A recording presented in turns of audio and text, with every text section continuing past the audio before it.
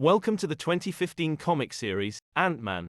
This is part 4 of 5. Scott Lang is despondent about not being able to save his daughter Cassie from Cross Technologies. They kidnapped her while he was fighting Taskmaster. But Scott cannot understand why they would come for his daughter. We cut to Augustine Cross, son of Darren Cross, and his hostage, Dr. Erica Sondheim. Augustine has kept his father's body in suspended animation since he died, as a result of Ant-Man foiling his plans. He explains to Sondheim that, when his father was diagnosed with a rare heart condition, he designed a nuclear-organic pacemaker to keep himself alive. The pacemaker mutated his body and gave him superhuman abilities, but it wore out the very heart it was made to save. So, in order to keep himself alive, Darren kidnapped Sondheim and forced her to take the hearts out of homeless people and put them in his body. Now, Augustine has kidnapped Sondheim again, in order to revive his father one last time. This time, instead of using donors from the street, Augustine plans to use a young, healthy heart, in perfect condition.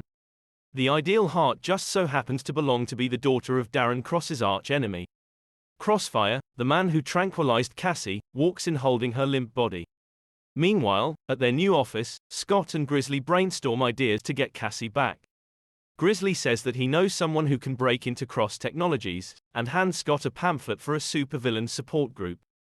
He takes Scott to a support group meeting, and introduces him to Machinesmith, who has just finished entertaining at a kid's birthday party.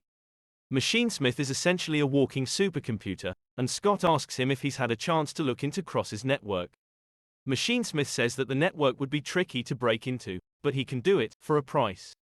He wants a job at Ant-Man Security Solutions. Scott agrees, and the three of them head off to rescue Cassie. Meanwhile at Cross's lab, Dr. Sondheim asks Augustine why he would choose Cassie as an organ donor, when her heart isn't even a good match.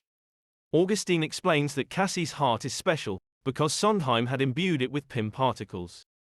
Since Darren Cross's problem was that his heart would keep expanding till it burst, Augustine figures that a heart that can shrink itself would solve that. Sondheim refuses to have any part in this sordid plan, and Augustine reveals that he has guns trained not only on her and Cassie, but also on her son, Abe. Augustine tells Sondheim that she can either destroy a family or bring one back together. Scott, Grizzly and Machinesmith roll up to Cross Technologies. Crossfire hacks into the system, and shuts down the security perimeter. Grizzly breaks into the building and holds down Crossfire, as Scott sneaks in.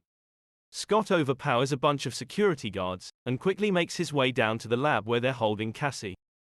He manages to sneak in, but he is squashed by a purple foot. It is Darren Cross.